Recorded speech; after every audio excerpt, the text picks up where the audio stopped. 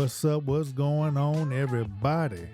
It's Super Dave back here again with the PA Political Revolution podcast, and man, it's great to get back on the mic and come speak my mind to the people. Man, it's feeling good. I kind of been gone for a while, doing things, personal things, taking care of business or whatnot, from a wide gamut of areas, from personal to kind of business stuff, to a whole bunch of other stuff. Got some school stuff, got a whole bunch of doggone things I've been taking care of, and I haven't been being consistent on the podcast. But hopefully I can go ahead and knock a few podcasts out from this recent council meeting. And man, the clown show never stops. Look, the clown show never stops, right? And on this particular issue, right, we're going to go ahead and talk about the city attorney, right? The city attorney is possibly violating charter, right? Violating ethics, violating actual attorney ethics, right? Professional rules of conduct, that the ethics that attorneys have to go by, right? To make sure that they themselves are upheld to a higher standard, right? Make sure they're upheld to a higher standard in doing their jobs, right? And this has been a major problem with the city of Port Arthur, right? In my opinion, even with the last city attorney, right? We should have been taking action against the city attorney a long time ago before this new one that we have, right? And one thing we need to do, right, as citizens, we need to go ahead and set down the rules and actually and take this to task, right? Because the only reason why these individuals are be able to do the criminal things that they're doing, right, in my opinion, is because the city attorney allows them and uses her legal expertise, right, her so-called legal expertise as a shield, regardless of this one or the previous one, right? The city attorney of Port Arthur has historically used their position as a shield to cover up possible corruption and other ethics violations that they are doing on their side, right, as an attorney. Now, this one in particular, right, we're going to go ahead and go to something that's in the agenda, right? Just as something simple, right? It's doing the agenda, right? You have rules on putting things under routine and non-routine items, right?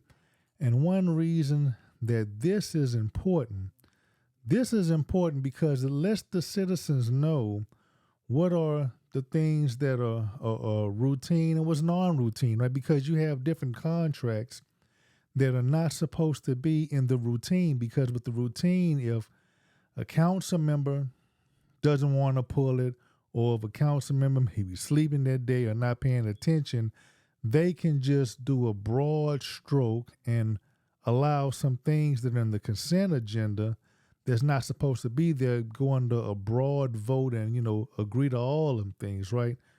But these things are for the citizens. The citizens need to know the business that's what's going on, right? And you have a city attorney, for some reason, after being told about this, refuses to answer or to try to fix this problem, and it's handled out of their office, right? So before we start the council meeting, right, let me go ahead and show you the ordinance, right? Or what, Division 1, Generality, request to draft ordinances or resolutions, agenda items, right? Lowercase d, number 1 or number 2. Routine times approved by the city manager shall be presented to the city attorney for review on the Friday preceding the agenda posting day. Routine items include contracts utilizing the city standard form contract that do not exceed $50,000. Right here, non-routine items include the annual budget, contracts, and proposed anticipated procurement expenditures exceeding $50,000 by competitive bidding, requests for approvals, or requests for qualifications, right? These things that's over $50,000 need to be acted on individually, right? Instead of doing the broad stroke, hoping nobody sees these things, right? So they've had a routine of doing this, violating their own ordinances, rules of the city, right? So I showed you where the rule, right? Because Mr. Doucette is going to go ahead and reference that rule. And I just want to show you after I look it up to where it's at. It's routine. It also talks about. Oh, my bad. Let me go ahead on and rewind it some. Let me go ahead on and rewind it. Welcome you here. Proclamations, I don't have any here in front of me, City Secretary. There aren't any, am I correct? Okay. Now we will move to speakers. We have Mr. Kelly Anderson, or Miss Kelly Anderson, excuse me, regarding code compliance. Would you come, please, you begin by stating your name and your address. Yes. Kelly. Come right, 00-40-000. Sorry, let's start at the beginning. And project number, ARP 006.GRE-engineering ENG. May I get a motion for approval, Councilman Kinlaw? So moved, Mayor. May I get a second? Councilman Frank? Second. It's been moved and second, and we would approve PR number 23846 as presented. We're ready for question, Councilman Doucette. Yes. My question is, who determines whether a resolution goes under consent or non-individual consent when we do the agenda? You asked the attorney? Whomever going to respond to that. Okay, attorney, are you prepared to answer that? Or city secretary? Now, notice how everybody plays stupid in this, right? Notice how the city attorney plays stupid. Everybody's playing stupid. Nobody knows what to answer, what to say, what to do so far.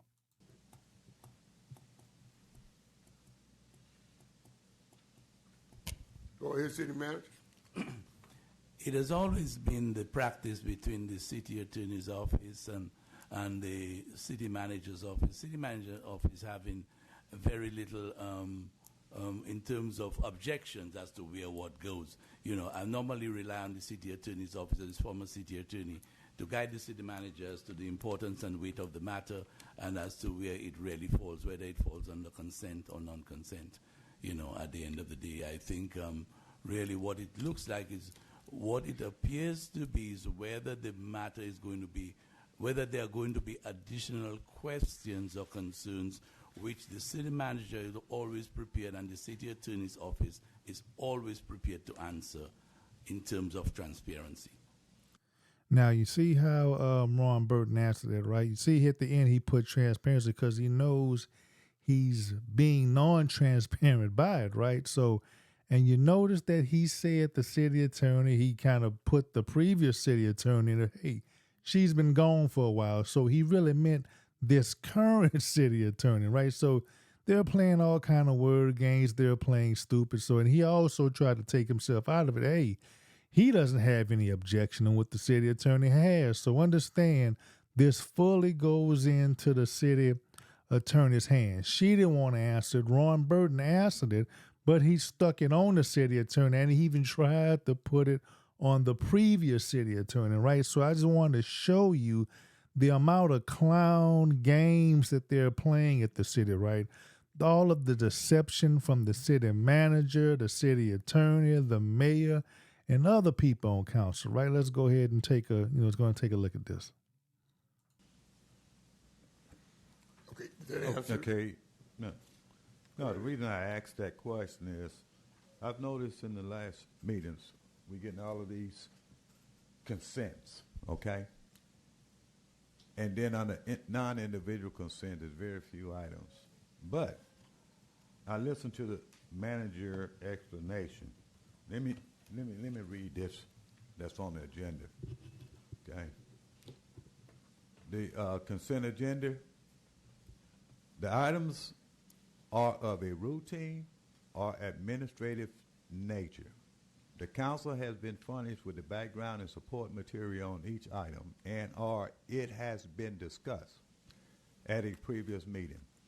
All items will be acted upon by one vote without being discussed separately unless requested by council members or a citizen, in which the event the item or items will immediately be withdrawn from the individual consideration in the normal sequence after the items not requiring separate discussion.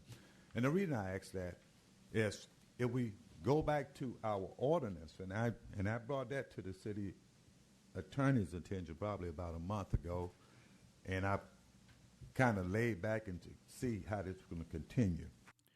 So the city attorney has knowledge of this a month before, right? She has knowledge of the problems, but refused to do anything, right? But when she was asked to speak on it, she didn't want to say anything. She was playing stupid, right? This is some old clown crap that's going on at the city. This is how they deceive citizens, try to hide a lot of things so you don't know about it. Routine is actually defined in the ordinance. Routine says items and contracts 50,000 or less. Now, I just showed you that Routine. at the beginning. It also talks about items over 50,000, so that are non-routine. That's what the ordinance says. It says non-routine items is over 50,000. Routine items are 50,000 and less. So if the items in consent, as we read to the public, are routine, and the ordinance define routine, that's why we should stick with them, because that's how we end up with this long laundry list of pulling items and stuff. Because if it was $50,000 or less, 50,000, I'm sorry, or less, and routine in nature, then probably we wouldn't have so many of these items. Because this item I pull, I only pull it for this point. The cost of that item, the cost we're talking about is $245,172.08. It's talking about a drainage project. It's not routine in nature. It's not routine in nature. It's to be an item that is non-individual because it's more than $50,000. And once it's read, if anybody have any comments about it, that's when we come in. You know, these consent items are getting long. Now, we read to the citizen what it is, so we need to take a look at that from in the future. Or we need to change what we say. The ordinance needs to be changed if we're not going to follow it. Okay? Now understand, right? When they have the consent agenda, they don't have to read it to you, right? Obviously, when it's non-consent, they have to read it to you, and so you know. And wouldn't you think the drainage project is something that's important that any good faith having council member would want the citizens to know, right? This is the problem with these dog-ass council members that you have, right? These dog-ass council members, city attorneys, mayors, city secretaries, they are against the citizens. They are anti-citizens. And I just need you all as citizens to kind of keep putting your foot on their necks, right? It should be a hostile environment every time you see these people in public, right? I know you probably ain't gonna see the city attorney or some of these other folks, right? Because they most likely live out of town, like the EDC director. From last time I checked, I heard he was in Neyland. So you may not see these people in the cities, but if you do, you need to have the chance to go ahead and directly talk to them and tell them, hey, what you think about what's going on in the city. more pressure is on them, the more they're going to be, they have to do the right thing, right? Not have to, but more in times, if you watch them, they'll be inclined to do the right thing. It's 50,000 or less is considered routine. More than 50,000 is non-routine. Now, Okay. that's all I have for that one, Mayor. Yes, okay, Councilman Lewis.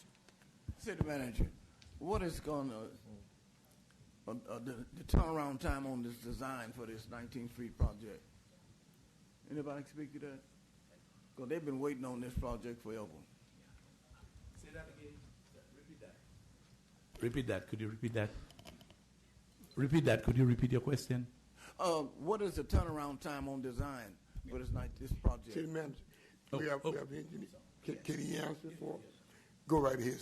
Just Yes. state your name and. My name is Edwin Jones. I'm the principal in charge of EJS. Okay. And we're looking at including surveying a 1-year design period. And it could go faster based on the survey we get back and geotechnical. Okay, you're saying possibly 1 year? Yeah, it won't go past 1 year. If we can get geotechnical and surveying, it can go faster. Okay, because I'm constantly getting hammered about this project, you know. Yes. And I tell them it's going through the design, it's on the agenda, but I just needed to know it. Yes, we What can I tell them? Less than 1 year, then it'll be going to a contract. Yeah, then they go to construction. Yeah. Okay, all right. Yes. Okay, Councilman Frank. Now, this is why these things need to be said out in the public, right? Because if nobody would have caught this, nobody would have pulled it. See, when you have these things out there, like out in the open, right, that spurred Mr. Lewis, Councilmember Lewis, to go ahead and ask about the 19th Street drainage project over on the west side, right? So this is why these things are important, so you will know what's going on, and it'll put the council members on the spot to go ahead and to tackle these non-consent items, right? So if it's being put out there on council and you just blindly vote for it, hey, what's going on? Why didn't you talk about this? So this is the reason why these things are important, to have transparency and to inform the citizens, right? These individuals on council are not transparent. I'm talking about the city manager, mayor, some of the council members, city attorney, and secretary, right? All that's my opinion. I wanted to comment. I agree with Councilman Doucette from the particular standpoint that routine is defined, but I also understand as well that items being placed on the consent agenda are placed there to help us expedite our meetings. It is simply a tool that we can utilize. No, Pastor Frank. No, Pastor Frank. If you didn't have time for a twice a month meeting, right, you shouldn't be on council, right? You shouldn't be taking the money for council if you need to go that bad, right? That you want to hide information from the public. You don't want to be transparent, Pastor. This isn't the type of job for you. You shouldn't be in this, right? Now, Pastor Frank then admitted that they are violating the doggone the ordinance to expedite the doggone thing. But now, if you look at the beginning of the meetings, right, they have all of these award sessions. They bringing everybody in here to try to buy off with a proclamation. I think it was the beginning of this council meeting, right? They done had all these people individually come up there and take a picture and I think it was some type of city manager class that everybody took, right? Not the city manager, but I think you had a guy that didn't want to go up there. I think he was from the police department. They made him take the doggone test. They had, a few other people take the test. I think a parks director or something. I think the EDC director. They had some more people taking the doggone city attorney, the city manager test, some kind of test I believe is like for the city manager. So they didn't do a consolidated thing on that. They called them individually, took a picture, showed them the doggone thing, had them say a few words, and they also called up some people that graduated, right? Graduated these different colleges, recognized them. You should have did a consent agenda on that. You should have named every doggone body. Thank you, they did this, and boom, moved with it. But no, when it's your business, they want to lump all of that up, and I need to hurry up and expedite that. But when it's time to make them look good, right? Or when there's some personal things they want to pat themselves on the back, they want to goddamn take about a whole hour of your time, or hour to 2 hours, patting themselves on the back, showing you, taking a picture. Everybody has to say something about giving somebody a proclamation or some type of award, right? Everybody got to speak on it. Then they got to have a group picture on there. Then they got to have 3 different people taking the cameras. That's taking all morning before they get to the actual business, right? Now, as Frank said, when it gets to the business, we want to try to draw this with a whole board and just boom to get up out of here, right? But that's the thing that the citizens need to know, right?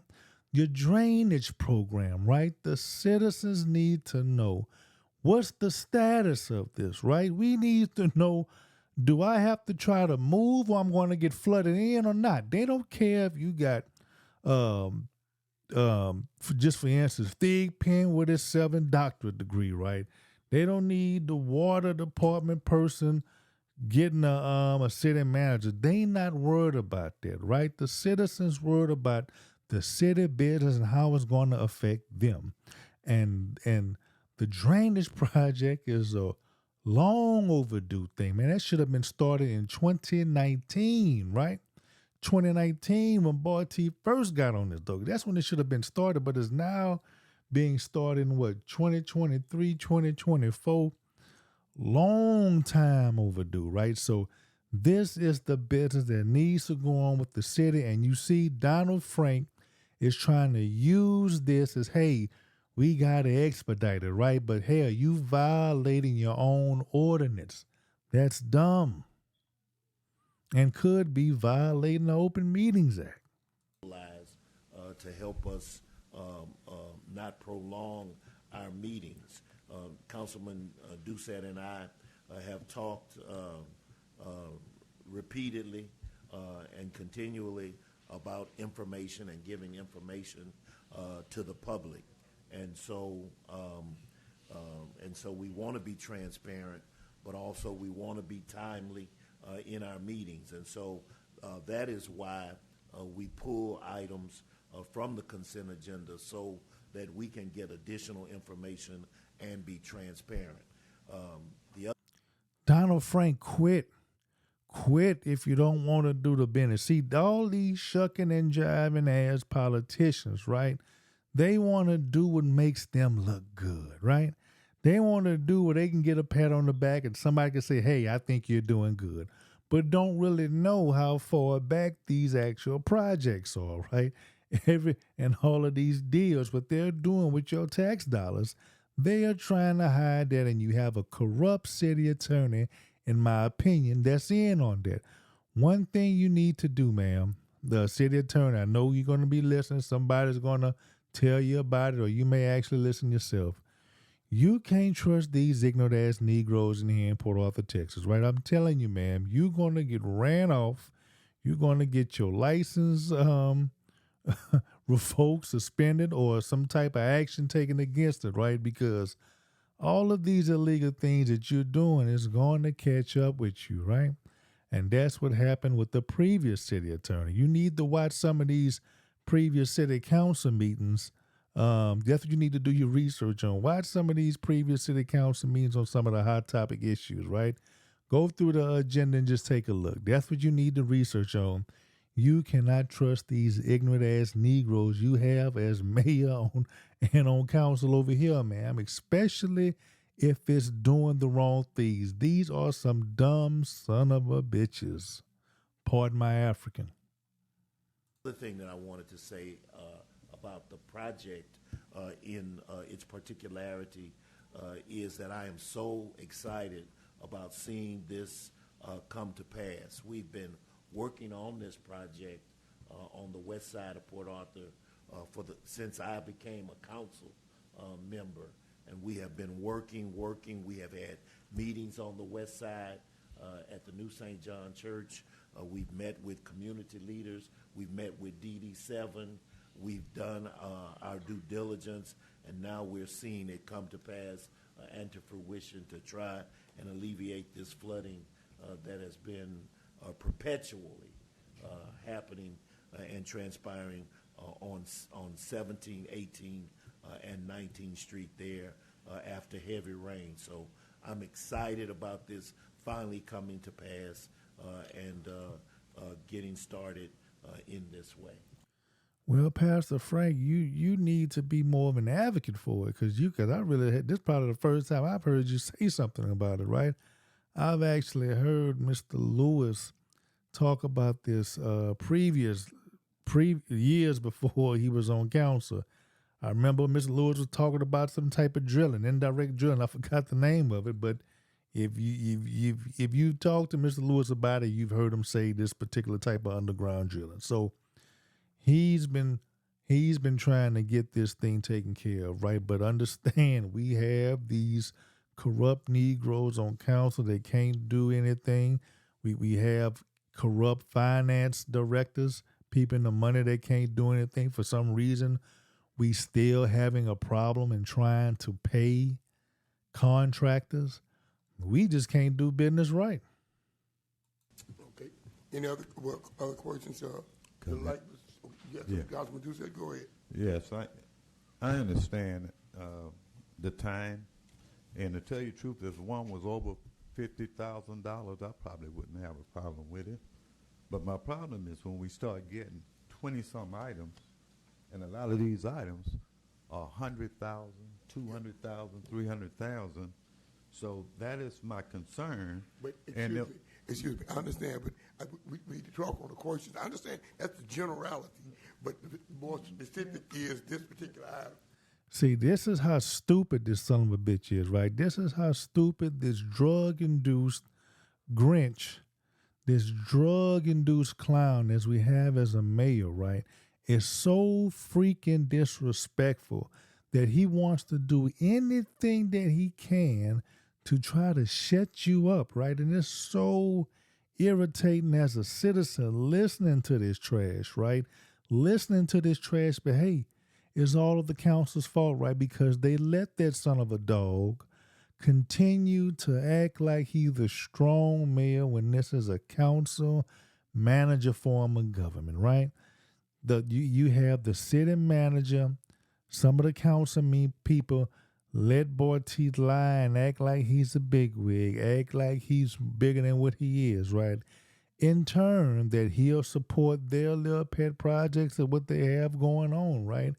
And hey, that's all the city manager's trying to do. He's just trying to collect that $250,000 a year, and so he can go off in the city sunset with that city retirement and just, hey, tell everybody to kiss his behind on the way out. I understand, but let's just stick with the item that we're dealing with. Mayor, first, I'm the one pull item, and that's what it was about. Right, we understand it, but we spent a lot of time, and I think that now we're talking about the particular drainage. So what I'm trying to do as far as parliamentary procedures go, I just want you to listen to me. I listen to you. See how crazy, right? That fool's on drugs. That's dope talking. I know a dope head when I see one. I have some in my family. I know other people out there with it, right? I know a drug head when I see one. And in my opinion, that's certified dope talking, right? I don't know if it's crack cocaine, soft or hard cocaine, right? That powder, or primos, or crack in the weed, allegedly, from what I'm hearing, right? But there's some form of dope. Not sure if it's meth, but I think it's that old school crack rock, right? That old school crack rock or that powder, right? What is it? the coke or the cocaine. I think the crack is the freebase cocaine, something like that, right? But one of them two, right? The hard crack, the hard cocaine, the crack rock, or the powder, right? It's one of them, and I think it's all three of them, like little triangle. The soft cocaine powder, then it's what the freebase form, the crack rock. I think that's what it is. Don't I'm not on the. I don't have that much knowledge on the drugs, right? So you have with the baking soda, right? So hard crack, hard cocaine crack, soft cocaine powder, or weed is one of them three, or a combination of all of them. Well, at least a combination of weed and one of the cocaine, or some one of them. Hard cocaine crack or soft powder. It's one of the combination of that and weed, in my opinion, if I had to guess. And this is for everything that we do. Let's stick to the points of the question on this motion. The specifics. We know it is $247,000.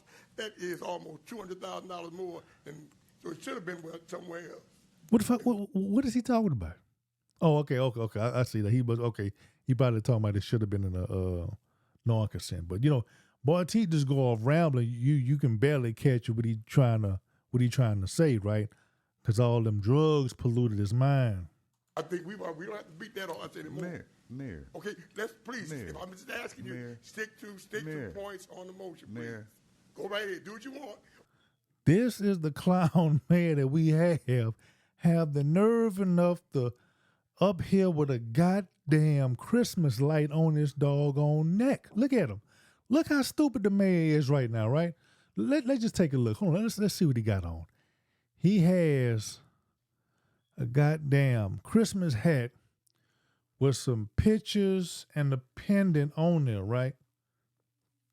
That look like it weigh about 3 or 5 pounds, right? He got some pictures. I can't tell what the pictures of. He got some Masonic. No, I don't think. I just think it's some regular. It could be like some type of button, right? A campaign button or something. Now the fool has on one of the ugliest sweaters I've seen, right? With some red and white triangles. Now this clown done found, he done took some about 2-year-old Christmas lights, right? He actually have Christmas lights around his doggone body. He had, and then he had the little silly bow tie, right? Looked like a dingy white and orange, or white with orange stripes bow tie, right? They like it's kind of faded out there. He even had it kind of kept there too long. So he has that on, right? With a white undershirt. With the triangles on there, with the green stars. Now, not only has what is a wreath or a mistletoe, no, it's a wreath, right? He has a wreath on his chest, a big ass wreath on his chest with some cotton balls. I guess it's some tree ornaments. With some tree ornaments on his arms, right? Looking like a professional clown. Looking straight up like a professional clown, right? And he has the nerve to argue during this festive Christmas season, right? A former pastor, right? And we see in that anger that got him kicked out of First Street Baptist Church, right? That anger when he used to tell people that was locked up he's going to sleep with their wives, right? Back when he was a JP. You're seeing that same narcissistic, drug-induced attitude where he used to beat on the children, right? Punched them in the chest and knocked them on the top of their head with his knuckles, right? You're seeing the attitude why they call him small fee boy T back when he was in the schools, right? Because allegedly he used to extort the students for a hall pass, right? Somewhere you have school people, council members supporting this deranged lunatic as they would think he's been so abusive to children where he would be a good mayor, right? Now you have to look at the people that supports him and puts money in his campaigns, right? Why would them dumb son of a guns support this clown mayor like this? Look at him. He's stupid. Look at him. This is a clown. I would be embarrassed to be related to the son of a gun, right? Seeing how he's acting right here, just look at him. Look at his face. Look at him arguing. It doesn't make any sense, people. This is why Port Arthur is the laughing stock of the whole state, because we have a clown mayor, 2-time strike. Allegedly, he called himself their 2-time loser, Thurman Bill Bartee. Welcome to Port Arthur. But the records will show that I have requested that you.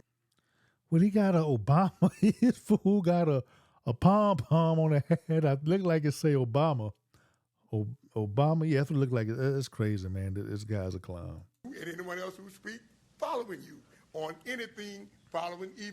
Hold on, I'm just not noticing the lights working. So Bartee got a battery pack somewhere in the pocket where these lights and the reef look like it's flickering. I know it can't be the refresh rate of the computer. I think it's actually the lights going. In this item, yeah, it is. They would speak on the specifics of the particular item that's on the floor. Go right ahead. Okay, thank you, Mayor. As I was saying, I'm not on the 50, but what we need to do is follow the ordinance, because you hit the nail on the head. Transparency, and that's what I was speaking of when I pulled it.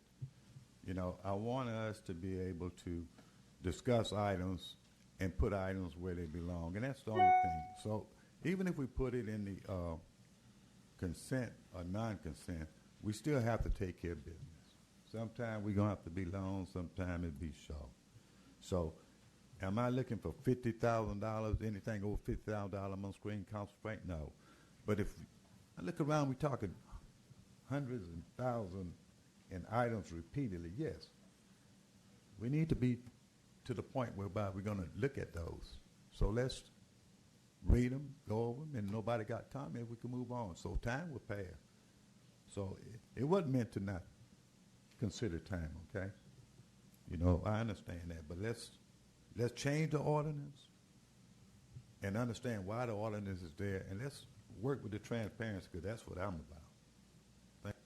Thank you. Okay, Councilman Lewis. Okay, now this is pretty much the main issue of it, right? This is strictly to be non-transparent, so the citizens don't know what's going on within the city, right? In the beginning, you have all these doggone awards. They're taking about a whole hour before they actually get to the city business. But when they get to the city business, they want to run. But before that, when it's time to make me shine, look who got these awards. You got somebody had a funeral on this day. Somebody had a graduation on this day. Somebody going overseas on this day. You had the city manager going over here. He got this award. The mayor going over here got this award. Got somebody when got this award. They taking pictures. Everybody's saying how good it is. They not doing a consent agenda on that. They not wrapping everybody up. They got an award and just gave them a shout out, right? A thank you to such and such, Tom, Dick, Harry, Maybelline, Mary, and Kevin, right? They're not saying all them in one stroke, hey, y'all did y'all thing, boom, let's go on to the next. They individually recognizing all of them, taking pictures, standing up there in front of council to put in the newspaper and the website, whatever, right? So that's taking a lot of time. You have the mayor wants to give everybody a proclamation just because, you know, every little league, now that's cool, you know, but hell, you know, you doing it for the wrong thing, right? You're doing it to try to get some support, to make yourself look good, like you're doing something, right? Yeah, you may give some coaches some recognition, right? But you ain't really supporting them kids how you should, and you just and you're not really not supporting nobody in the city by not getting these drainage things taken care of, right? And making it a better infrastructure so these little leagues can go ahead and play, right? So, you know, you just doing this for your own greed and your own personal reasons. Like, hey, and that's it, everybody. That's all I want to go ahead, and put on. But we all need to stay on these individuals' necks. And look, you can report the. Oh, let me talk a little bit more about this city attorney, right? This city attorney, what all you need to do, right? If you really want to make a difference, right? We all need to go ahead and hold on. We need to go ahead and file an ethics complaint, right? You can just, you can just do a little AI search, right? You could do a Chat GPT search, Microsoft Copilot search, and hey, just say something like, hey, what ethics violation could I possibly file and the city attorney refuses to follow the city ordinance, right? And they'll come up with a few things like a conflict of interest, failure to uphold the law, misrepresentation, breach of fiduciary duty, right? That's just a few things. And I know off the top, I can add misconduct to that, right? You can add misconduct to that, and I have to go look up the professional rules of conduct just to make sure everything fall in line and make sure everything right. There'll probably be some others that I can probably, hit them up with too, right? So understand that we all filed complaints on everything that this city attorney do because they're justifying their corruption on what the city attorney is doing, right? That's where they're justifying corruption. So, you have to do what you have to do to keep the city attorney straight, right? Because they're not supposed to be coming in here, in line and upholding this corruption, right? And not upholding the doggone laws of the land, which is the city ordinance and the charter. So that's what we need to do. There's just a few things that they're violating on their ethics. Go to the website, probably want to make a little statement for it. And I got a copy. I'm going to have to, you can print out that ordinance, go to it in with routine agenda items, and you'll be able to pull it up, So, yeah, that's pretty much it. Wanted to keep this somewhat short.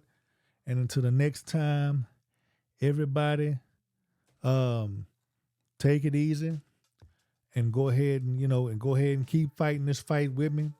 We can make a difference. We can turn this thing around, but everybody just have to fight. It's a warfare. Politics is warfare by other means. So understand, right? We have to take this city back because it is so corrupt. We have law enforcement officials corrupt. We have district attorneys corrupt. We have doggone police chiefs corrupt. So, you just seen something. Look, I've been talking about Port Arthur Police Department corruption, particularly the chief, in my opinion, right? Now you seeing what's happening in Beaumont. They had a videotape of a police officer beating somebody that was on the ground, maybe in handcuffs. I don't know if they was in handcuffs or not, or whatever. So it seems like the things that I say a lot of times that kind of come to fruition, if not right here, but around here, right? Like I was talking about the police chief being corrupt, and we have another family member, right? Family member or associate come down here, cursed out a guy inside the traffic court, inside and out to the parking lot, right? So understand we all need to take a look at this corruption and to do something about it. And I appreciate for everybody listening to me, and go ahead and share this, share it to a friend, share it on social media, tell somebody about it. Until the next time, take it easy. And hopefully I'll be knocking out a few more because there's a lot more things I believe this city attorney has violated. Until next time, everybody take it easy. Peace.